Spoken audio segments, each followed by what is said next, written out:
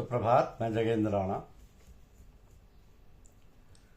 आज की हमारी आध्यात्मिक चर्चा का विषय है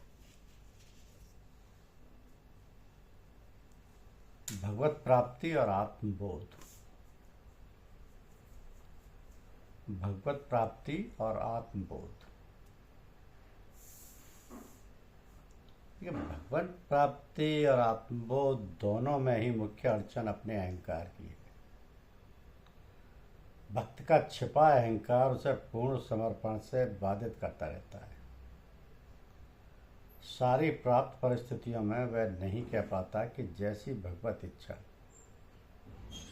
संतों ने बताया कि अनुकूल परिस्थिति को भगवत कृपा और प्रतिकूल को भगवत इच्छा मानना एक कल्याणकारी अभ्यास है। आत्मबोध के पथिक के लिए तो अहंकार की चट्टान सरीखी बाधा उसे बार बार सांसारिक प्रपंच में ढकेलती रहती है। वैसे ज्ञानी जन का स्पष्ट मत है कि अहंकार अज्ञान की छाया मात्र है।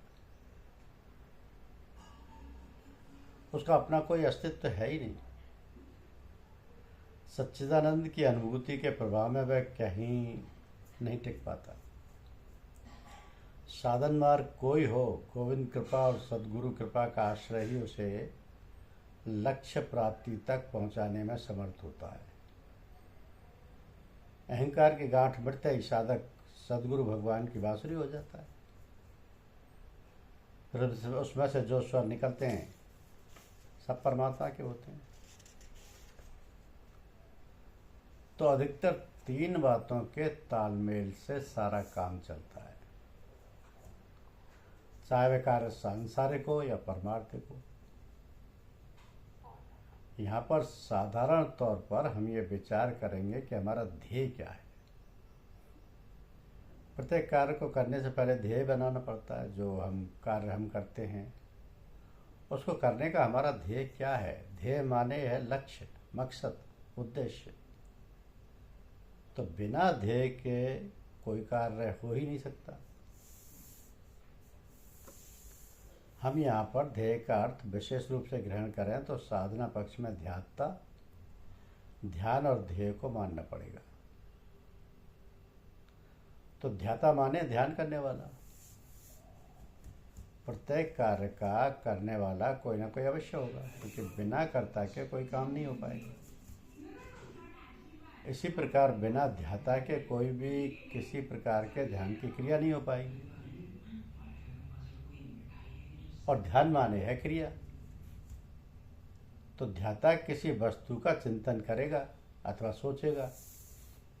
उस सोचने विचारने की क्रिया को ध्यान कहेंगे। तो ध्यान की क्रिया मन से होगी। शारीरिक क्रिया को ध्यान नहीं कहेंगे, वह तो कर्म कहलाएगा। ध्यान को यदि कर्म कहें तो वह मानसिक कर्म होगा, शारीरिक नहीं।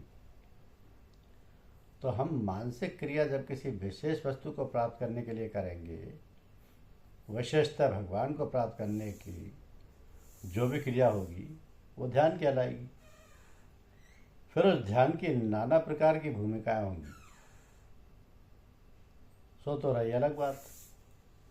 अब यहाँ तो केवल इतना ही समझना है कि ध्यान से मतलब भगवान की प्राप्ति की मानसिक क्रिया। इसके बाद आता है ध्याता। तो जो ध्यान करेगा वो किसी लौकिक वस्तु की प्राप्ति के लिए नहीं करेगा, अपितु जो लोक और परलोक का निर्माता है, जो अखिल सृष्टि का विधायक है, जिसे जनसाधारण परमात्मा या ईश्वर के नाम से, अल्लाह या गॉड के नाम से बोलते हैं, हमारा यहाँ तात्पर्य उससे है जिसके लिए हम ध्यान करते हैं, जिसके लिए हम लौकिक पारलौकिक सारी इच्छाओं वासनाओं का त्याग कर केवल उसी को अहरनिश ध्यान करते हैं। तो उसी के लिए हमारी सारी मानसिक शक्तियां लगी हुई हैं। जब हमारी मानसिक शक्तियां किसी और पूर्णतया लग जाती हैं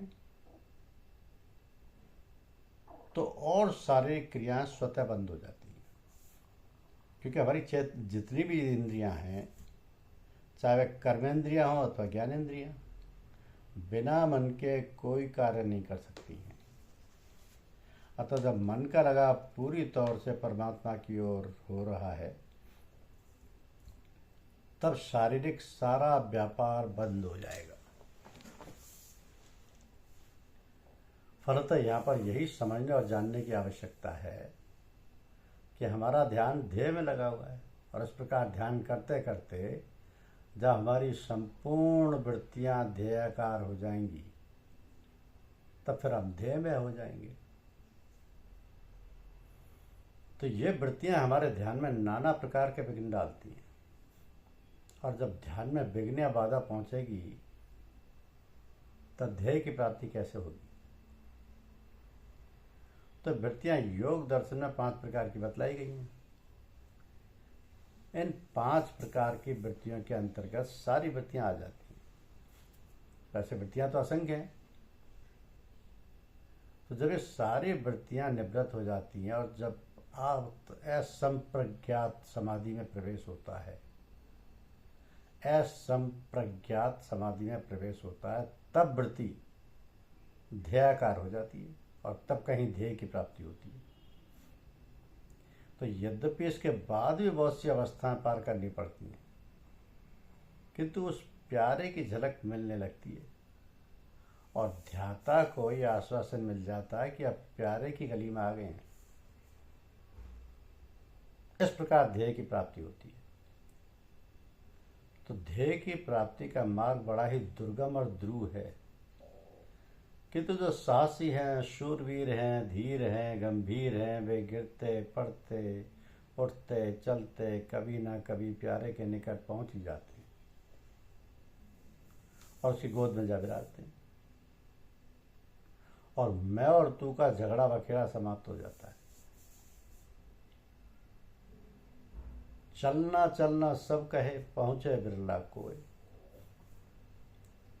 एक कंचन एक कामनी, घाटी दुर्लभ होय। कंचन तजना सहज है, सहज त्रिया का नेह। मान बढ़ाई ईर्ष्या, तजना दुर्लभ एह। प्राय देखने में आया है कि कंचन और कामनी का ही सर्वत्र बोलबाला है। उसी के चारों ओर चक्कर काटा करते हैं लोग। अपनी सारी शक्ति, सारी चेतना वे कंचन और कामनी की प्राप्ति में लगा देते हैं। तो कंचन और कामनी को प्राप्त करके भी मनुष्य को सुख नहीं, चैन नहीं। तब भी मनुष्य असंतुष्ट, दुखी और भिखारी बना हुआ, अपनी सारी सुख सुविधाओं को तिलांजलि दिए हुए कोलू के बैल की तरह दिन रात लगा रहता है। किंतु नतीजा कुछ भी नहीं। जितना ही कंचन और कामनी का भोग करता है, उतना ही वह और अतृप्त रहता है। ऐसे प्राणियों को देखकर और उनकी इस स्थिति से घबराकर बहुत से लोग घर गृहस्थी छोड़कर साधु संन्यासी हो जाते हैं। इनमें बहुत से वास्तव में कंचन और कामनी का त्याग कर देते हैं, किंतु इनके अंदर मान बढ़ाई और ईर्ष्या अड्डा जमाए हुए हैं। तनिक तनिक सी बातों पर आपस में लड़ बैठते हैं। तो किसी ने तनिक भी बुराई कर दी तो वे आग बबूला हो जाते हैं। यदि किसी ने प्रशंसा कर दी तो फूल कर कुप्पा हो जाते हैं। तो अपने साथी साधु सन्यासी को संपन्न और प्रतिष्ठावान देखकर ईर्ष्या करने लगते हैं। अब कहने का तात्पर्य यह है कि जिस कारण मूड बुढ़ाया था, जिस बात को लेकर सन्यासी हुए थे, घर बार कुटुंब कबीला छोड़कर निकले थे, तो मन में ये ठान कर के भगवान की प्राप्ति करेंगे, साधु बनकर परमात्मा को प्राप्त करेंगे, ये सब भूल गए और लोक में मान प्रतिष्ठा में फंसकर बड़े बड़े आश्रम बनाकर मठाधीश, मंडलेश्वर और महामंडलेश्वर बनकर घर गृहस्थियों की भांति भोगेश्वर में फंस गए। तो कहावत है कि आए थे हरिभजन को, ओटन लगे कपास। अर्थात भूल गए ध्येय को और फंस गए 99 के चक्कर में। फंस गए 99 के चक्कर में। तो ध्यान के परिणाम धीरे धीरे प्राप्त होते हैं, किंतु प्राप्त होते अवश्य हैं। कई अनुभव रहित व्यक्तियों को किसी प्रकार के आध्यात्मिक मनोरंजन की इच्छा होती है।